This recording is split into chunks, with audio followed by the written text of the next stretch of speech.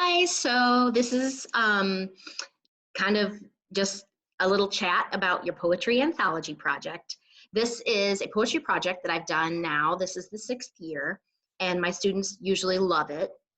So you can be as creative as you want, or as you know, not as creative as you want, as long as you meet all the guidelines and requirements for the anthology. So let me share my screen and I'll talk to you a little bit about it as you're getting started this week. You have just a few more short poems to write, and then you'll be putting them together in your anthology. Anthology is just a fancy word for collection.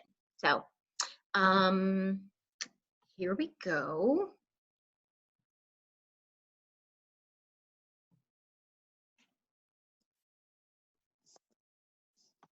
It's not sharing.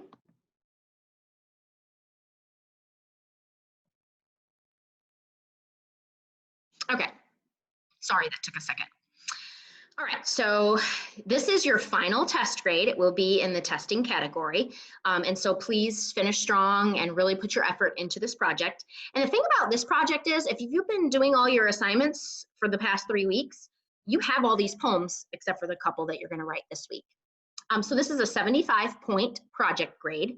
And it's due Tuesday, May 19th. That's actually Mr. Holcomb and I's anniversary. We've been married 19 years on the 19th. So now that you have all your poems written, or most of them written, you're going to publish them. And actually, you've already published them because you've turned them into me virtually. So all you have to do is go find them all, cut and paste them into whatever project you are going to choose.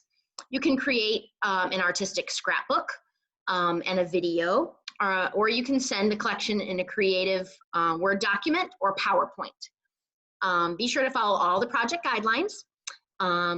And this should be kind of a fun last project for you. Anthologies must be submitted in Canvas. They have to be submitted with either the Word document, the PowerPoint, or the pictures or video if you're doing a scrapbook.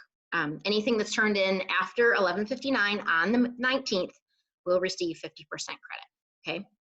So all the poems that are going to be included are the I Am portrait poem, your Poetry Is reiteration poem, your Friday, It's Friday or Easter reiteration poem, your narrative poem, your nature personification poem, your illusion poem, your alliteration poem, your symbolism poem, free verse number 1, your universal or your travel, if you didn't write about universal, and then the 2 that you haven't really written yet that you're going to write this week, generation, and your last final perspective poem on quarantine 2020.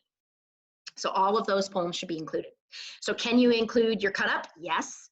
Can you include your Mother's Day extra credit if you did it? Yes. Okay. So this should be an anthology collection of all of these poems. You're going to put them together creatively.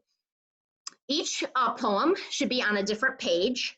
So if you're doing a Word document, you're going to have a Word document for each poem. You should have a creative title page to start your anthology, and I do have examples of this. I have my daughter's really awesome scrapbook and some other examples that I've uploaded to the assignment on the 19th. Each poem should have a creative title and a picture or drawing that matches the poem. So if you're going to do a scrapbook, you could draw if you'd like. Otherwise, you should have a picture. You could use clip art. You could find a picture from the internet. You could put it onto the Word document. You can cut it out and put it into your scrapbook however you'd like. But each poem has to have a creative title and a picture or a drawing that matches. Your poetry anthology will be graded on creativity, neatness, and whether they're in a book or sent together in a creative document such as a PowerPoint or a Word document. So if you have any further questions, please reach out. Please look at those examples, and hopefully you're going to have as much fun with this as my past students have. And so that is your poetry anthology project due May 19th.